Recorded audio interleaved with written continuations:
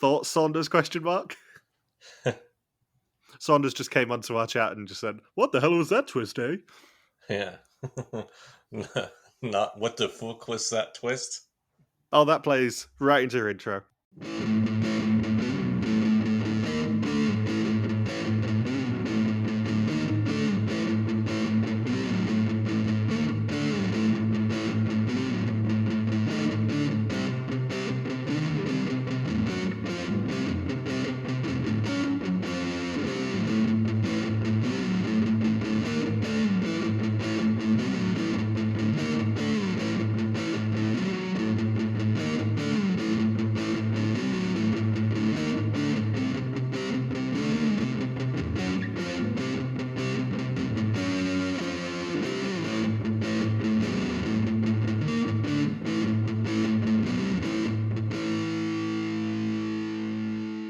Welcome to the fourth episode of Viestamol 2012 Recaps from Reality TV Warriors. My name is Michael Harmstone, and joining me as always is the Canadian who, by a 2-1 vote, we've agreed to cancel after his Irish accent a few weeks ago, Logan Saunders. Good afternoon. And the guy who podcasts under a sign of his own personal motto, oh sure, that's just great, David Bindley. Good morning. Good morning. Have you had a good week? Yes. It has been 24 hours and I spent most of it making my notes for this episode. Yeah, I was going to say, given that you spoiled last episode that we are recording these on back-to-back days, I just thought I'd ask you if you had a good week. It was okay. What did you get up to, Saunders? Trying to wrap my head around whatever twist I just watched on Vidum. Did you have any relations with any ostriches this week, or was that just a solely last week thing? No, it's still apparently Dr. Oz and RFK both have made comments about the ostrich calling. It's international news. Oh, great. Yeah, Dr. Oz said he would take the ostriches onto his farm. I'm not kidding. That's what he said publicly, I guess, recently. One thing I did forget to ask you about, Saunders, is given that you are, in our friendship group, the person who is most likely to send gifts from the office, have you seen the paper yet? No, but I've been aware of... There's this one friend I met while backpacking a few years ago, so he's sending me memes of all the little Easter egg references to The Office. Yeah, I've seen the first couple of episodes of it so far, and I mean, the reviews haven't been brilliant, but I've quite enjoyed it. The first episode was very good, I would say. Second episode was alright, but yeah, the first episode was actually very good. Yeah, the reviews I've heard so far is that it's good. Like it's better than what people were expecting. Yeah, it's certainly in the world of The Office rather than a full-blown spin-off, I would say. Obviously there's a character who is in both. There are little Easter eggs, and there are one-sided conversations with people who were from The Office and that sort of stuff. But yeah, as a standalone show, I think it works. It's got that baggage of The Office being associated with it. Yeah, and it's only season 1. That's the problem with a lot of TV shows nowadays, is that apparently you have to be A+ right from the very beginning, as opposed to 25, 30 years ago, where you were given a bit of time to get your footing with an audience and find your stride with the writing. Yeah, I mean, there's certain shows that have been just kind of going on fumes for the last 10 years or so, and now casting people from Big Brother. As Bindles and I were discussing before you got here. Amazing Race 38's first few minutes have been released, and they are somehow trying to spin the fact that they're not travelling outside of Europe as a good thing. As a good thing? Yeah. Their opening speech where Phil sets up the season is basically, this was created because Elise went around Europe on trains one time. So that's what we're doing this season. And it's like framing it as a positive for somehow. That's a bit of a stretch in the press release. Yeah. I know they have to find a way to promote the season because they need ratings, and without ratings, they don't have a show, unless you're Bo Ryan. But I'm proud of you for that joke, Saunders. But to say, oh yeah, we made this season because one of the showrunners rode trains around Europe, and we know that she's probably done that many, many times over the years. Yeah. Given that, Bertram's originally from the Netherlands, so we know he goes to Europe very frequently. How many seconds do you think it is before they show us the Eiffel Tower? 93. Correct answer is 0. Oh, really? It's the opening shot? Yep. Still standing in front of it, I believe. He's standing in front of it, but the first leg's in the Netherlands. Yep. He stands in Amsterdam as well. Yeah. Like the opening speech, they do that thing they've been doing lately where like he does part of it in France, part of it in Holland, part of it in Athens, part of it in Italy or wherever else they go in that season. Oh, yeah, I forgot Paris is the location. And I looked at it and I'm like, why don't you try and like preserve some of the mystery for later in the season? Well, as you well know, any season with Big Brother people on it gets horrifically spoiled anyway, whether you wanted to or not. So I think probably most people who are going to watch this season, which is not many people, probably already know all the locations already. Yeah. It's a far cry from that time that they put the entire season map on the roof of a building at LAX. What's funny too is that I told you guys about that chat BCC app. So that one of the questions was, how long have you been watching The Amazing Race? And a lot of people said, I originally watched season 30 and I haven't watched it since. Or I saw 31 and I haven't watched it since. Or another person said, I started watching with Rachel Riley's first season.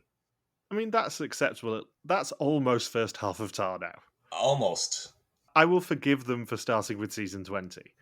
But like all the people who are responding are all referencing Big Brother seasons. Yeah, season 30 and 31 is maybe the worst pair of seasons back to back that we've ever had. 14 and 15? No, I think I hate 30 and 31 more. 30 is certainly a bottom 5 season. 31 is only not a bottom 5 season because of the winners. I think 30 at least has a decent cast aside from the winners. Yeah, 30 was deeply unpleasant to recap because we should have done Vidum Georgia instead. And it was also deeply unpleasant during the 9 months before it, having to deal with all the bastard Big Brother fans. Yeah. Plus, it was incredibly boring for most of the season. Yeah, I did laugh seeing like the Amazing Race 39 teams have already been worked out. Like, there's no reality TV people on there for the first time in God knows how long. Like, I think they've sort of realised the Big Brother thing is going to lead to driving people away, so they need to go and get normal people again. I presume that was part of the agreement that Bert and Elise had with CBS was, yes, we'll do a Big Brother season, but you've got to let us not do any reality TV people the next time. Yeah. Would they have that much sway? They could just threaten to end the show. Yeah, given that as soon as CBS cancels this show, ABC will probably be sniffing around it, given that ABC produce it anyway. I think there's a fair amount of leeway that Bert and Elise probably have. Yeah. I was thinking too, neither of them have to do that show anymore. No. Bertram's in his late 80s, I think, now, isn't he? Yeah. Something like that, yeah. He's the target audience to watch CBS. Let's see. Let's look up Bertram's age. He old. Bert's like 130 and they're both rich. They don't need to do this show. They do it because it's fun. Born in 1940. Oh, okay. Oh, they don't even have his exact birth date. They say he's on his Wikipedia page. He's either 84 or 85. Shall I see if it's on his Facebook page? Yeah. Given that I think he added you as well. He added me randomly. Yeah, I could probably look through Bert's page, but this will be incredibly boring audio, so. Yeah, you'd have to do a lot of editing. But anyways, so in short, the point is he doesn't have to do the Amazing Race anymore if he doesn't want to. He can retire, so clearly he still enjoys doing the show. He's not doing this for the paycheck. Yeah. And I don't think he would enjoy it if CBS were forcing him to cast Big Brother teams every season. Especially we know his relationship with Cody and Jessica. Exactly what I mean. I think it's the only reference I've heard to Bertram getting angry with another contestant. Oh, Bert absolutely hated him. You could tell. Like, he was not subtle. The feeling was mutual. I don't think we haven't got anything about him being angry with fucking Jonathan Baker. No? I mean, he probably was. Yeah. But it was a little bit less public. Whereas, yeah, Cody was a prick to him publicly, and he was a prick back. Good for Bertram. Yeah, I guess, too, if you think of Bertram's personality, too, Cody was also saying some quite offensive things about the local population. Meanwhile, Jonathan was abusive towards his wife. Yeah. Jonathan was a piece of shit, but at least he was only a piece of shit to his teammate. But he wasn't a racist. That's Bert's caveat. It would be nice if people sort of pointed out the racism on Amazing Race shows a little bit more often. No, that'll never catch on. Yeah. So anyway, previously the Final Eight took a trip on a river which proved wet for them and messy for Martin as he got some heat for making the challenge harder. Bertiga and Lisbeth split the group into two, with two of them trapped in a tower and the other six getting a guided tour of Reykjavik from an Icelandic icon. At the execution, Martin's algorithms couldn't help him as he became the third person sent home. It's just nice that the team finally earned some money last week. Yeah, it'd be a horrible shame if something were to happen to that money, wouldn't it? Yeah. Well, I do love that Art's intro speech is basically, nice pot you got here. Shame if anything happened to it. But first, bikes. Because, he knows this is a Dutch show. Yeah. For the record, Saunders, we absolutely remembered that this challenge was coming this episode, and we absolutely were just constantly dropping references into pot trains and stuff last week. Yeah, I caught on as soon after Art's intro. I'm thinking, that makes the ending of yesterday's podcast make a lot more sense now. Yeah. We just weren't being subtle, I'm afraid. No. Art says that they're finally getting the hang of it. They earned money in all three challenges last episode, and the pot is at €8,300, which, can I point out, is higher than the previous two normal pots on Vidum. You could think that the mole is asleep, but they know there's a challenge coming which could really harm the pot. First, though, they'll be taking a swim and going for a bike ride around an abandoned factory. And the episode title is Someone Else. And they toast to Martin, and Frits tries to get the conversation towards which TV show the mole thinks that they could win, as that is the question that he and William found out the advanced knowledge of in the dilemma task last week. Everyone answered it, including his mole Lisbeth, and the problem is that Frits made it so obvious what he was trying to do that she worked out what the question would be, and his advantage was essentially moot. God, they're all so fucking dumb this season. Yeah. I mean, it does take 4 episodes for them to go, aren't we supposed to be competing here? Maybe we shouldn't share everything about our lives. Yeah, there's a hilarious conversation they have later on in this episode with the most bizarre reasoning I think I've ever seen for sharing or not sharing information. Apparently, it's blame the weather. Who's frigid, Saunders? Who's frigid? Who's the sneaky icicle? Imagine if they get another envelope that Frits is privy to, and the question is, what is each contestant's mother's maiden name? And then Frits just goes around blatantly asking people about that. And then the next following week, there's another envelope where he has to ask what elementary school they all went to. And then he has a lot more access than just to 10,800 euros of the pot. Yeah, the final week's question is just, what's the long number on your card? And now what's the 3 digits on the back? Yeah. Avro has to fund this somehow. So they are taken to an abandoned factory in the middle of nowhere, and one by one, they are taken to a hangar. Each of them has a sign hanging off the hangar. Art meets Frits and Lisbeth with a tandem and tells them the others are in the wrong spot. They must cycle to the bunkers, and each time they reach a bunker, one of them must swap. The last 2 left over will meet Art at a bunker, and if they are all correct, it will earn them money. However, they can only cycle for 10 minutes total. Did you catch the graffiti and the setup shots for this? I Yes. did, but only because you told me about it beforehand. Fuck the police. Not just fuck the police, but fuck the police in a quote bubble said by a giant green cock and balls. It was like Traitors Ireland with how uncensored it was. Yeah. Yes, it was. Still haven't seen anything past episode 9, because I've been busy today. I will tell you as soon as I watch it, Saunders. I'll watch it by next week's episode. All right, I'll save all my references for episode 5 podcast then. I watched Crowd Control last night instead, I'm afraid. God damn it, Harmstone. I know that this challenge is basically just the Wheel of Belfast challenge again, but I really like it. Yeah. This is a fun challenge, and I think it helps that, unlike Wheel of Belfast, they actually work out what they're doing. Except for William. And Marrett. Yeah, apart from William and Marrett, everyone kind of knows what they're doing. And I think it helps. This group, for all their flaws, are fairly competent when they get a challenge like this. Yeah. I mean, I know it took them forever to earn money, But like those first few challenges this season were utterly impossible. Like they weren't going to win any money at all with the plane wreckage or the glacier. They weren't going to get the smoke signals right. It was basically just because they had to guess whether they wouldn't get it right that they ended up winning. But like the wreckage, the glacier, the stairs, the jeeps, they were basically all impossible challenges. So they're doing relatively well when you can compare it against, what they've had to deal with.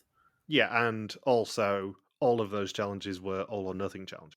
I know this is an all or nothing challenge, but this season so far has had a lot of all or nothing challenges. Yeah, they switched out from the all or nothing challenges, especially in the last episode too. Yeah. Yeah. And they don't have Dio. That is true. That is the biggest advantage of all, is just getting rid of Dio. Now they just have to deal with William, because William still has terrible strategies and never seems to catch on to anything in challenges. But he's always right. He backs himself, Saunders, and that is an admirable quality. Trust yourself, back yourself. He knows he's right. He doesn't care about other people's opinions. He just knows that his opinion is correct, and that's all that matters.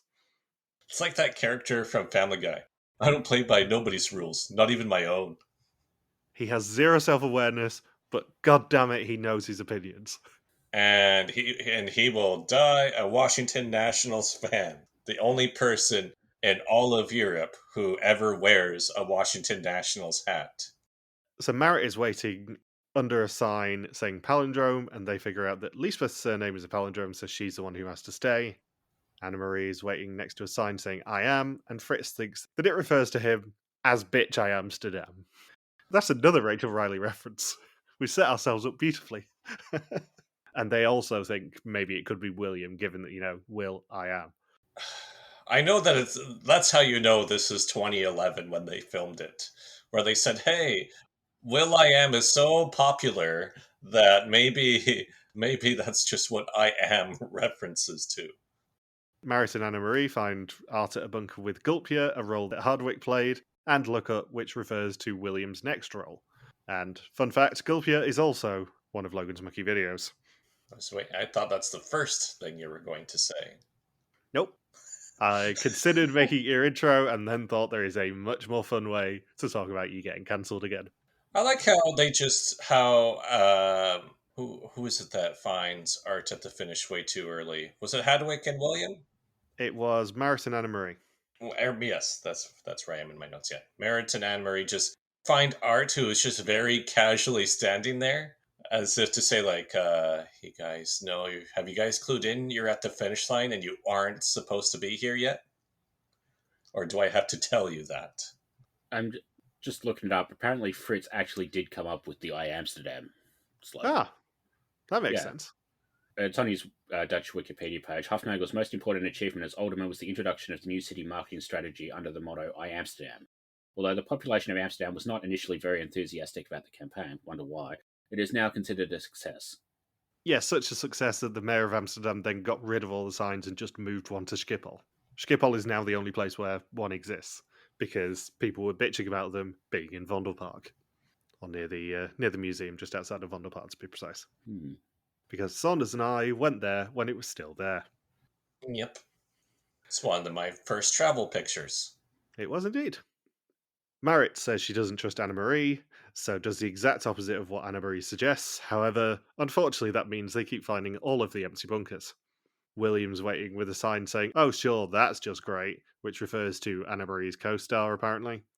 I thought that quote refers to the next Vidum season when Rowan is brought back, and that's Michael's reaction. It would be much stronger than that if your Rowan is on Renaissamce. I was saying to Bindles before you got here, with us swapping the recording schedule, assuming that we still stick to one a week now, it does mean we will not overlap with any of Renaissamce airing. We were going to have the finale where we would have overlapped with it, but now we won't. Damn it, Saunders. Yeah, it's your fault, so... We could have done the pool draw live, but no. We can still do it live. We can't. No, we won't be recording it. Moments passed. If it's anything like the first Renaissamce, we won't even know who's on it until it airs. No, we won't. Which is really, really fun when you try and do a suspect list. Spoilers for my existential dread coming on the 1st of November. Because I'm going to have to keep refreshing the page and find out who's on it, and then set up the suspect list immediately, rather than doing the fun thing of watching the episode and being surprised. Your existential dread can keep your existential. What am I trying to say? I'm already enjoying this sentence, I'll be honest. It is too early in the morning for this. Your existential dread can keep fit and fuck off. Just for the record, all of that is staying in. It's too early in the morning for existential dread. I cut out all of my mistakes, but keep all of yours in for fun. That's what we usually do with Logan's suspect lists. That was mean. Not uncalled for, but mean. And that was rude. And they're laughing at him. So as soon as they take off, Marit tells William to ignore any instructions from Anna Marie, so they head back to Fritz's one, which they thought might have been right in the end. They find Tim at a sign saying, "Are you feeling alright again?" which is one of Marit's TV catchphrases. William panics when explaining to Tim what the challenge is, and doesn't explain at all what it actually is, and they swap Marit back out. They find Hardwick at Tim's sign about his trio of two, and head off to find Art and reach him with 43 seconds left. Art tries to fake them out, but they were correct for a total of €2,500 for the challenge, and a new treasure in the form of Marit. Do they just, genuinely have nothing else interesting about Tim to say, or did we really need another "did you know a trio is only two people" joke? I think that is all there is to Tim, because he is, as we found out in the last week, way, way less interesting than his comedy partner, Arjen Lubach. Yeah. Oh, that's who he's teamed up with. Yep. I guess we know who's Batman and who's Robin in that pairing. Yeah, we sort of didn't mention this on last week's episode, but we are recording this we're recording this a day after Jimmy Kimmel returned to the air, and Arjen Lubach went viral worldwide for his opinions on the Kimmel situation, shall we say. I guess we know which one of the two of them is the Kimmel and which one is the Guillermo. Oh, and speaking of William being stupid, in this challenge, is William your new Dio? They were been an idiotic pairing right from episode 1 with the whole Hunger Games over dramatic scene, because William doesn't understand this challenge to the point that he tries to talk really, really fast to say who needs to swap there.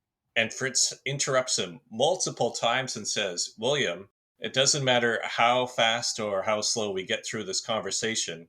That has zero impact on the timer. The only thing that deducts time from this challenge is how long we're on the tandem bicycle." And it doesn't compute in William's brain whatsoever. He still talks at 100 kilometers an hour, thinking they have to just get on the bike right away. My favourite thing of that entire bit is the fact that as soon as they leave Fritz behind, him and Tim get on the bike, and Tim doesn't need to pedal because William is going at warp speed. Imagine how quickly they would have won this challenge if Marit and Anna Marie basically hadn't spent 5 minutes cycling to the middle of nowhere. If they hadn't found an Albanian bunker instead of an Icelandic bunker. Mm. And imagine if the Mexico 2 cast had to do this challenge. They would have needed about 30 minutes on the tandem bicycle. No, they wouldn't. They would have been sitting down. Yeah, but they would still have to move their feet, though, in a circular motion. Oh, I would have given money to see Rhiannon Euro do this challenge. Just swap the bicycle for a wheelchair, and maybe they stand a bit of a chance. And just every time they're pedaling, in all of the bunkers, you just hear Reykjavik. So on the bus to the second challenge, it then all just kind of breaks apart when nobody wants to share information with each other anymore because the girls have a pact. And then Frits gets all pissed off about it. He's seen this show before, right? Yeah. What? You mean we're not going to openly look at each other's journals anymore and all of us pool our information together? I mean, the fact that they did 3.5 episodes of sharing everything with each other is insane on a mole season anyway. Yeah, as soon as they're wearing each other's underwear, that's where they cross the line on sharing everything this season. I mean, I know they have nothing else to do in Iceland, but also they have nothing else to do in any of the other seasons either, and they still manage to find ways around it. Makes me think that the there's a higher probability of the mole being a woman, given that they said Frits claimed it was the women that wanted to stop sharing all the information in the journals, because if you're the mole, you probably don't want everybody pooling all of their information together. Interesting thought. Hmm. It's like you guys know the outcome to this season. It is. Would be a shame if anything happened to it. Yeah. We're also being really, really careful not to spoil anything. Because the last challenge of this episode has a pretty big sabotage in it. And William does something else really. Oh yeah, when he was talking about Iceland, he said, "Yeah, Iceland has disadvantages mainly because of the ice in Iceland." And aside from political joke that just came to my mind, I don't think he realizes that Greenland is ice and then Iceland is green. He still hasn't learned that. It's cold in Greenland. It's warm in Iceland. And for some reason, the reason why they were all sharing information together is because it was cold and miserable in Iceland, and they all had to acclimate to the weather, was their reasoning. So apparently, if you do a Venom season with poor weather, you all have to share information until you all can adjust to it. Yeah, in their defense, it did look pretty miserable. Oh yeah, it was super windy. I mean, so did South Africa too, and they managed to fuck.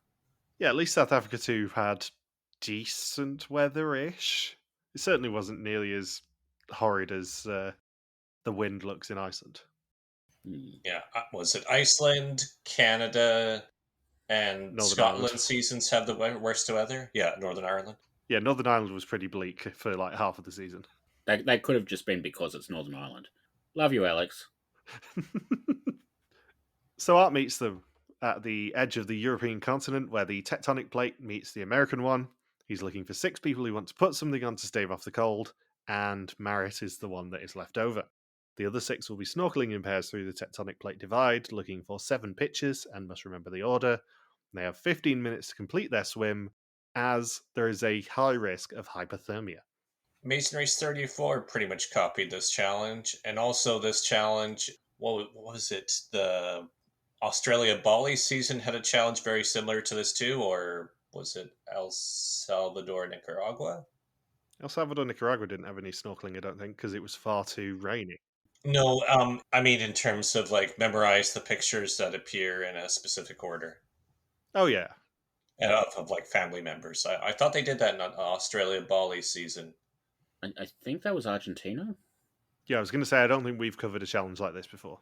I mean, the challenge they're doing here is basically copied from the junior version. Again, though, this is a really fucking cool challenge and a really fucking cool location. Yeah, no objections to this challenge whatsoever.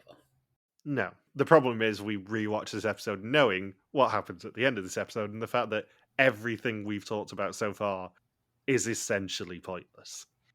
Yeah. So all the pictures are of their parents, and they realise that they must memorise the contestants whose parents they are. Once they complete the swim, Merritt can listen in secretly to their discussions and try and work out an order based off of it. Each pair gets 2 numbers off Art's place, and Anne-Marie and Hardwick place numbers 3 and 7. Tim and Lisbeth are the second pair, and we get it confirmed that the water temperature is 2 degrees Celsius. They get separated due to foggy goggles and a fast current, and Tim ends up saving her life.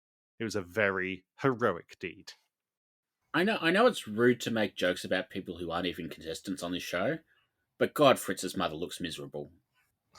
Could just be because she had to live with Frits. Yeah, she looks like Frits in a dress, remember? I like how they all instantly picked out William's mother.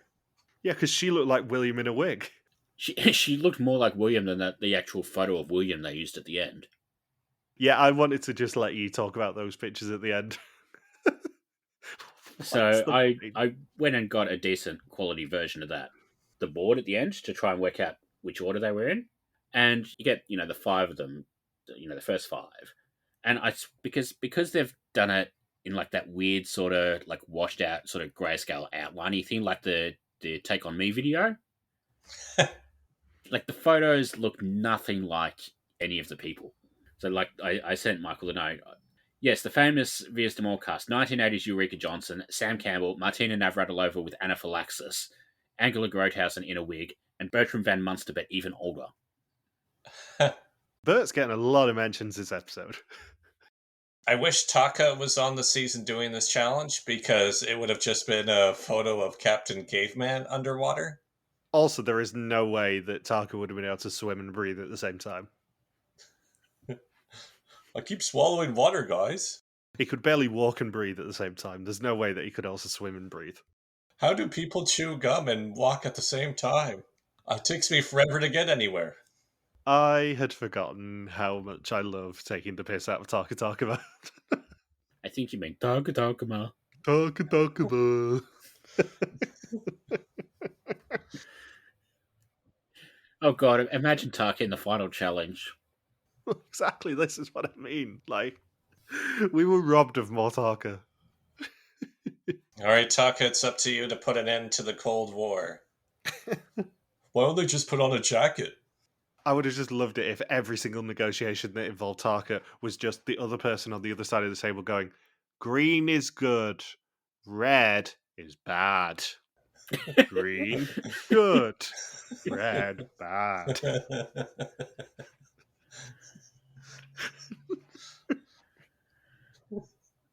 God. They should just make Taeke the new host when Rick finally goes. Yeah. I mean, for all my jokes about Taeke during the entirety of Dominican Republic, I have a huge soft spot for him. He seemed like he was loving every second of being on Venom. I always have a soft spot for people who look like they're enjoying themselves. And unfortunately, in the case of Saunders, it's usually when he's looking at a horse. No, that's a huge hard spot. Not Horace, horse. Mm. Horse Cohen, birthplace, New York Netherlands, USA, etc. So the final pair are Frits and William was glad because he wanted to see what Frits was up to. And there is a photo near the end that Frits doesn't spot. And they place photos number 1 and 5. Merritt then joins the group, and they don't even give Frits and William time to change out of their wetsuits, which makes me laugh in the group shot. And Art reveals the real challenge to them, that Merritt must place the photos in the correct place, and everything must be right to earn €2,000. However, in Art's opinion, they messed up big time, i.e. they got 4 out of 7 correct, and earn nothing of €2,000 for the pot. I love that they try to be, but we got half of them right, and Art gets to be, well, you're easily impressed, like they're fans of Amazing Race Australia. My favourite thing about making Amazing Race Australia jokes is there is a good chance that by the time this episode comes out, Amazing Race Australia might have been cancelled. Yay! Oh, really? Well, given the fact that they had an episode this week where not one but 2 medevacs happened. Well, technically 1 medevac, 1 quit, when it was supposed to be a non-elimination leg, and as a result, they're almost certainly going to have entire weeks when nobody goes home now. Didn't they have another team get medevaced the following episode? So it was a keep on racing leg. They had one team die of heat exhaustion, and it turns out that the person who got heat exhausted now has seizures constantly. What? Yeah. And Yeah. the other one, the team placed second and then quit almost immediately because one of them wasn't feeling very well. Mm-hmm. And it turns out that she had to go straight to hospital for about 6 weeks when she got home. Oh, But it's bad to call production negligent. Yeah. Oh, that's the argument that was happening on Tar Hub. Yeah. So they are now down from 8 teams that were meant to be in the next leg to 6. And as a result, they still have, 8 episodes left, I think it is. So have 3 more eliminations to do in 7 episodes. And the funny thing is, 2 of the teams aren't even spoiled after the country they're in now, which basically means the last 6 episodes it looks like it's going to be non-elimination, non-elimination, final 4 elimination, non-elimination, non-elimination finale. So basically 1 elimination in 6 episodes. Yikes. Yeah. I didn't know about the what. Yeah, I saw the clip appear on my feed of the mother-daughter. That was the heat stroke team, right? Yeah, that was the heat stroke team. And then I saw the guy who was racing solo decide to quit. I'm amazed production even let him race solo. I know it's happened before, but that was like in the Chinese celebrity version where they don't really, where it's more of just having a TV show with celebrities rather than doing Amazing Race.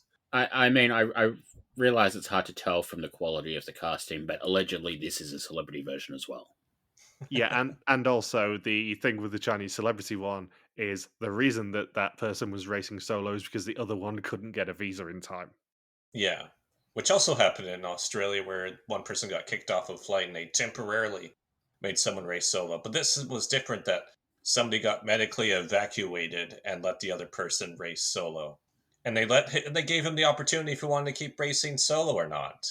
That would have been so Amazing Race Australia if somebody won the season alone. It's like they had three teams conspire to break all of the tiebreaker rules or violate the tiebreaker rules and let them all win together. And then production was prepared to have a guy do the entire, I don't know what that be, like the last 2/3 of the season just by himself if he wanted to. Yeah. But yeah, I didn't know that the daughter is having seizures now frequently.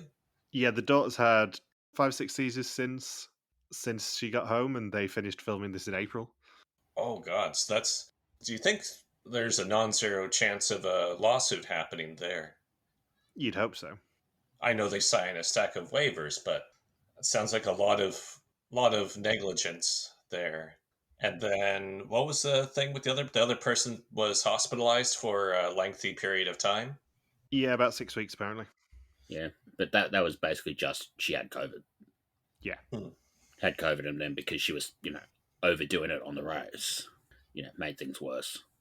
So how many teams did they lose for so far for reasons other than being last to a pit stop?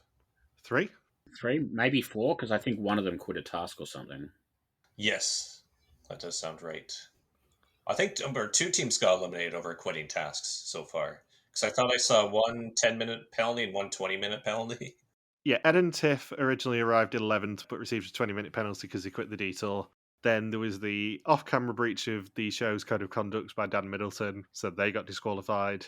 Then Dom and Marks got a 30-minute penalty because they quit their detour and got eliminated as a result of it. Lindy and Stella were removed from the competition because of the heat exhaustion, and then Brendan and Laney elected to withdraw due to the fact that Laney was ill.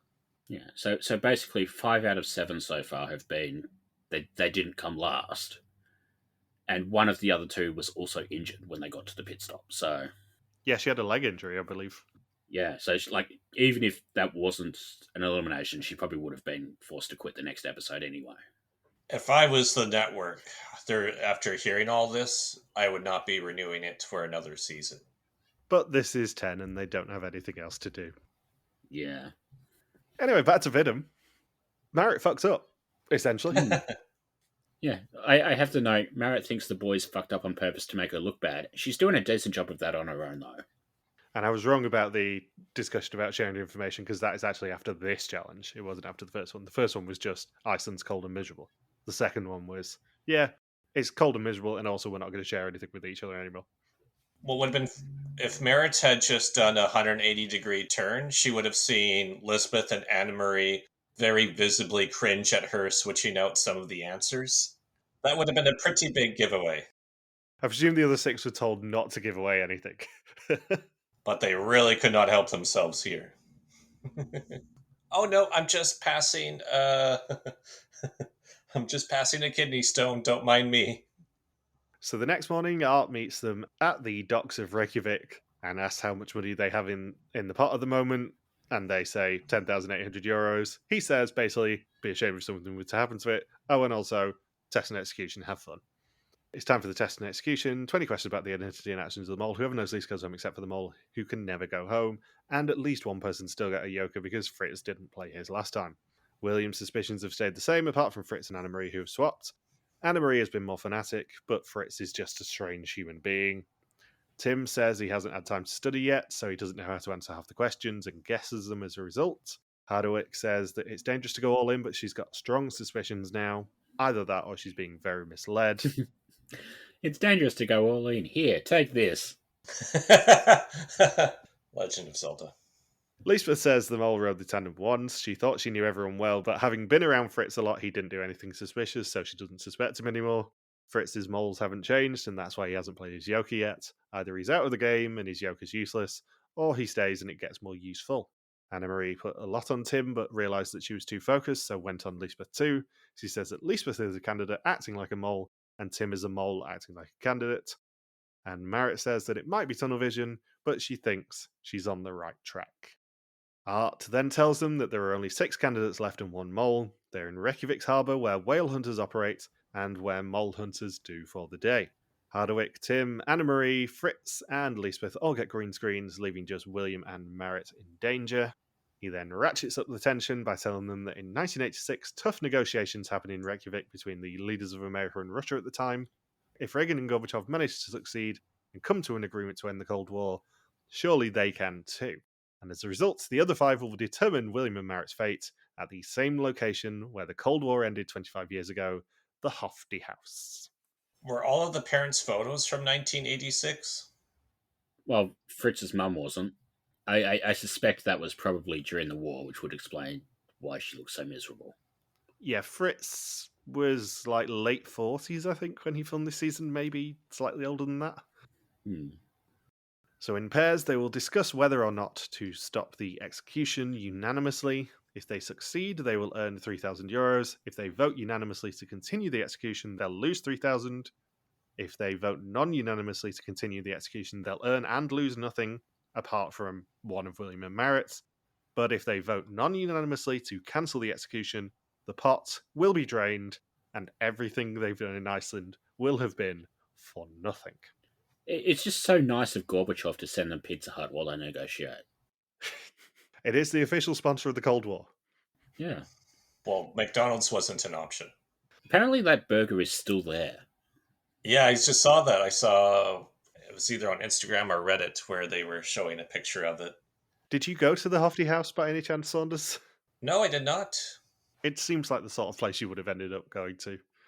Yeah, I this is the first time I ever heard about it, was in Vidum, so Get back on the plane. yeah, well, I want to go back to Iceland next year. I really enjoyed my time in Iceland. We'll put the Hofdi House on your list. I will. I probably will. Did you know apparently like the top part of Iceland is warmer than the bottom part? Really? Yeah, because there's no wind. Because yeah, it's all protected from the cliffs and everything. There's no wind, so basically like the north coast of Iceland is the hottest part of the country. All right. I didn't know that either. I'm learning all sorts of things. See, this is an educational podcast. This should be on American Airlines. Call us American Airlines. We're very, very reasonable. We will make 20% fewer horse jokes. 10. That's the negotiation we're doing at Hofdi House. 13. 12. 11.69. Deal. How would you have played this challenge? I think you have to be under the assumption the mole is in your group, and right from the beginning, don't change your mind halfway through. Right at the beginning, you have to say, all of us need to vote to continue with the execution. Yeah. It's just the indecisiveness that occurred where they all tried to make a U-turn halfway into this challenge. So only half the people knew to vote to continue the exemption. The other half continued to stop it. The mole is given a lot of power in this challenge if you all can't come to an agreement right from the very beginning. Yeah. Question for you, Saunders. How do you think the mole sabotaged this challenge? If at all. Well, I think that midway point where they were all changing their mind, all that has to happen, because they were only there in duos. So all that has to happen is for the mole to not relay the idea that they've all changed their mind, that they're switching to continue on with the execution. Because then whoever they're talking to at the end will also will maintain their vote of stopping the execution. So that's the way to get the 3 out of 5 votes to stop the execution and get all of that money out of the pot. However, I do think it would be a bit lousy for production to put the mole in that group. And I wish the mole was put in one of the 2 spots and had nothing to do with the challenge and not be a part of that decision. Because it would be just too, I think it was just too easy for the mole to, because now all the other 4 people have to make sure that 3 out of the 4 of them vote to continue the execution. So the odds were really stacked against them if the mole was amongst the 5, especially with them only being there in duos. I know people will expect me to rail against this pot drain, because obviously it does end up in a pot drain. I like this challenge a lot, because if the mole is in that group of 5, it's a thoroughly avoidable pot drain. Yeah. It's hard, but it is possible to circumvent Yeah. the mole in this challenge and stop them draining the pot. If they Yeah. play into the mole's hands, however, then it happens. Yeah. Like the €3,000 prize is basically impossible. Like Yeah. either the mole's in the group and they're going to vote against it, or somebody in the group will want to look like the mole and vote against it. I think that's impossible. I think maybe the unanimous elimination is impossible because somebody will want to avoid the bad PR damage that voting for an elimination will cause. I think this works better because it's a celebrity cast than if they'd done this with civilians. So I think you're not going to win the 3,000. You're not going to lose the 3,000. I think aiming for the best of the bad options is on theme with the negotiations, the end of Cold War, and all that sort of stuff. But also, I think that's the option you try and aim for, which I don't think is that difficult, really. I think maybe if they'd gone around, and negotiated with everybody instead of each person only getting to talk to 2 of the other 4 people, I think they probably would have gotten there in the end. You know who I would have loved to see do this challenge? Olche Gulson. Can you imagine her just being like, no, we're earning money, fuck the rest of you, we're going to earn all the money, I don't give a shit, no non-eliminations. Olche Gulson and Taeke Takuma. Well, Taeke would have done whatever Olche wanted him to, let's be honest. So would most people put up against Olche, I think, in this challenge. Yeah. You just say yes to it to sort of stop her bothering you about it. I was surprised how long it took for them to realize that by trying to aim for a unanimous vote to stop the execution, that they were giving the mole a lot of power to guarantee that it was going to go down to €0. It took them way too long to figure that out, saying, wait a second, all it takes is a 4-1 vote, and we're voting anonymously. I think that it might not have been a bad idea to just go, yeah, we're going to go for the non-elimination. Because if everyone sticks to that and the mole is on that side, you're forcing the mole to show their hand. Yes, you're gambling the pot on the mole not falling in line. But if it ends up being a 4-1 vote with 4 green, 1 red, you can kind of guarantee that the mole is in that group. And the mole probably wouldn't want to expose themselves and narrow down the options. That's true. So I think you call the mole's bluff on that challenge. I think you probably go, yeah, I'm going to vote green. If it ends up as a 4-1 vote, then we rule 2 people out. Yeah. I think the other thing is, basically it's a 1 in 6 shot that the mole isn't in the negotiators because, whoever would have gone home is in the bottom 2, no matter what, whether there's an elimination or not. So really there's only one person in there who could be the mole, whether it's William or Marat. And I don't know whether we ever find out whether that person was second bottom on the test, whether they just picked the person they thought would be, put the most doubt in people's minds, whether the mole got to decide who went where, like Elizabeth putting herself on the boat that time. I don't know how they decided that second person. And I think that would be an interesting way for the mole to affect the challenge. Or if it was whoever is the person who's going to go home, and then maybe the other player was the most suspected person on the quiz, so that the other 5 doubt whether or not the mole is in their own group of 5. Yeah. Yeah, there's something more to this challenge. I don't think we ever actually find out what it is. Yeah. But I think it's a really fascinating challenge. And obviously, it's one of those challenges you can't really do anywhere else. It's very thematically appropriate. Yeah. I wish they would see them test out the chairs of Gorbachev and Reagan and be like, this doesn't offer enough support. I also think that this challenge would not have worked nearly as well as it did if we didn't have political nerd Frits there. Yeah. Because Frits was very excited. Yeah. And, if Frits wasn't there, this would have just been, basically another empty warehouse challenge like this show loves to do. Yeah. Whereas it kind of all came together in a very serendipitous way for them, in that they still had Frits there. They had a great location to do it at, and the challenge really kind of fit the location very well, and fit what they wanted to do. I like the random close-ups on their eyes and lips all throughout the challenge too, especially when it was Anna Marie and Tim. Well, they both suspect each other at this point. Tim has not been subtle that he suspects Anna Marie, and Anna Marie has not been subtle that she suspects Tim. Which is why they both were suspicious of how the other was voting in this challenge. So they cast their votes, and obviously we don't actually see what anyone votes. But Frits says he voted red for the only time in his life. The votes are then revealed, and by a 3-2 vote, Green wins, saving Marisol William, but dropping the pot back to 0 for a total of minus 10,800 of 3,000 for the challenge, minus 8,300 of 7,500 for the episode, and 0 of 35,000 for the season so far. I guess Lisbeth will have to return her birthday gifts.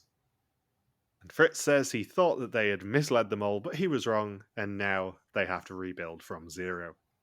Now Art will have to ride by on his bicycle and just keep throwing money at them any chance he gets. It'll be funny to see how much they try to tilt the table to just throw a ridiculous amount of cash in the remaining 5 episodes or so. Yeah. Do you think the mole intended for there to be a pot drain here? I think so. That's their goal. Well, goal is to not exactly that, but do you think they would want to go for it here? It would be a source of pride too if they can get away with it. It would be like the Belgian mole sabotage during the Germany season. Yeah. I've said it numerous times at this point on the podcast, but the mole's goal is not to make the pot 0. The mole's goal is to keep money out of the pot. I think the mole's preferred option here is probably the minus 3,000. Maybe they thought, yeah, it's going to go as a pot drain, and that kind of works for me. I'm not going to stop it. But I don't think the mole intended on it being a full pot drain. I think the mole probably just intended on money coming out of the pot. Because it's not a fun situation for anyone, and especially in this case where half the season has gone by, or the first location of the season has gone by, and it's just like, yeah, all of that was entirely pointless. Yeah. And, it's not like it was, a particularly nice location either. Like, it would have been one thing if, like, say, El Salvador, Nicaragua, they had 4 really nice episodes in El Salvador and then done this. But, like, they were in the middle of nowhere, enduring shitty conditions in Iceland for nothing. Yeah. So, yeah, I'm not sure it's a great situation for the mole to be in, and I'm not sure it's a great look for the show generally. Yeah. I think it's the fact that they went all the way down to 0 after 4 episodes. It should have been more of like in Belgium when they did that challenge in Germany, they still had money left in the pot afterwards. Yeah. They could have done, say, you gain 5,000 euros, you lose 5,000 euros, or we reset the pot to 5,000 euros. Like, that would have been fine. Yeah, I think the one slight positive is that it's only halfway through the season that the pot drains happened. It's not like 7 or 8 episodes in like Cambodia was. Yeah. And I don't think it's giving too much away to reveal that they don't get up to 20,000 euros this season. No. They don't do badly, certainly by modern standards, but they don't get anywhere near the lofty heights that you'd maybe think they were on track for, given that after the first challenge of this episode, they were on 10,800 euros. So, next time it's time to fly. There are more challenges to irritate people on the flight to Spain. There's a laser game, and someone finally gets a red screen. So what you're saying is the plane to Spain causes even more pain? Yeah. 4 questions to end the episode for you, Saunders. Who do you suspect? Who's going home? Who's the sneaky Tasmanian? Who do you think should have gone home this episode? So, who I think should have gone home? William. Who I think will go home next episode? William. And sneaky Tasmanian, I will switch to Lisbeth as my guest this week. I think she's the sneaky Tasmanian.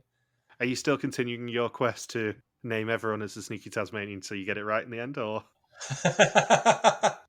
Anything that improves my performance from last season. I mean, it can't be much worse. So, for my suspect list, I have Anna Marie first, Lisbeth second, Merritt third, Frits fourth, Tim fifth, Hadwick 6th, and William 7th. Care to elaborate? Care to elaborate? So I shuffled Merit down because just she was put in 2 positions this episode that really made her stick out, with being the lone person for the underwater snorkeling challenge. I feel like that'd be too much under the spotlight. In addition to her likely, if she was the mole, to already knowing she'd be in the group of 2 for the execution and not be part of the negotiation part of the challenge. So I think that would just be too much focus. So that's why I'm sliding her down the suspect list, and there were confessionals of people suspecting her. Anna Marie, I now bumped up to number 1 because I feel like she has been a part of a lot of failures throughout the course of the season, and just no one is really that focused in on her other than Tim. And Elizabeth, she's always been really suspicious to me, and the fact that she got to be part of the negotiation, and she just never performs that well in challenges. And I just think William is an idiot, and that's why I always have him at the bottom of my suspect list. I am enjoying this new blunter Saunders. Yeah. Go back a couple of years, you would have never called people idiots on this show. Well, I know, because it's been so long that we know no one is really listening to us, so I'm not all 20 people, so I'm not overly concerned. Yeah, that's why I can say I am also enjoying the concept of William at the bottom. And just Frits, there is so much focus on Frits that's why he's always hovering around the middle of my suspect list. Tim has always been perceived as really fanatical, which, I mean, other moles have been perceived as fanatical too, but just too much is revolving around him in terms of dictating the strategies. And it just seems weird for the mole to have an open strategy of, I'm going to align with all the dudes and all the women separately. Look at me. I feel like that would just be a bit off behavior for the mole to plan specifically. And Hadwick, I'm going to look at Hadwick more. I'm going to go through all my notes. She may shuffle up quite high in my suspect list sooner rather than later. Interesting. Okay. I just thought we'd not had much elaboration from you on that topic. Yeah, I realized I was thinking that too going into this podcast, that we were just so focused on making fun of Dio and William for the first 3 episodes. You say you were. I feel like it was a team effort, especially with Dio. We share all of our notes, Michael. Didn't you get the memo? No, I've stopped sharing with you years ago. Rude. It's reached that point in the podcast, I'm afraid. Is it because the weather's getting warmer, or we're getting used to it? It fucking isn't here. I'm sat here in my my Belgian mole sweater because it's fucking freezing. No. Meanwhile, here it's like 25 degrees here, I think. Yeah, it's not here. It's warmer than it has been the past few days, but it went down to about 1 degree at the weekend. Anyway, back to this. Yeah, I think that was all. I think I answered all 4 questions. Cool. And just for funsies, given that we're almost halfway through the season, who do you think's winning, Saunders? Who do I think will win? Oh, does this mean William wins because you asked that question specifically? No, I'm just asking it so that we can come back to this in 5 weeks' time and go, you were wrong, probably. Well, yeah, it's a 1 in 7 chance that I'm right. 1 in 6 chance because one of them's the mole. Yeah, that's kind of how this show works. Is one person is the mole, Saunders. I'm not sure if you're aware, given your performance last time we did Historians, but one person is the mole. If it was a 1 in 7 chance, you could vote for Art, which Dio probably did. See what I mean? It's been a team effort on Dio. Oh, who's gonna win? Is it really gonna be Frits? Or is it someone? Maybe Merit. Maybe Merit's gonna win. Okay. Interesting. But they were also teasing about Tim and Marie. Or Tim. Could Tim win? Maybe Tim win. No, let's go Merit for now. Let's say Merit wins. Okay. That's been noted. Anything else you want to say about this episode? She's probably the mole. No. I think I'm good. They could do this challenge again soon, I think, the Cold War one. Maybe for 2028. Resolve Cold War 2. I'm quite enjoying how loose these podcasts have been this season so far as well. Yeah. I feel like we're having more fun with this season than we did with Northern Ireland and Jordan. Yeah, because although Iceland does feel like a miserable location, these people are just way more fun to take the piss out of. Yeah. So, thank you for listening to our VSML 2012 recap. We'll be back next week to continue the hunt for the newest mole in Iceland and Spain. Don't forget you can contact us on pretty much every social media platform that isn't TikTok, where we are RTV Warriors. I can email us and contact at rtvwarriors.com. You can also support us on Patreon at patreon.com/rtvwarriors and get early access to the rest of the episodes of this season. Thank you, as always, to Marika for not doing the subtitles this season because it was that dark spark. But, we like you, Marika, so we'll give you credit anyway. We will see you next week. Peace out and just chill till the next flavoring. I can words competence.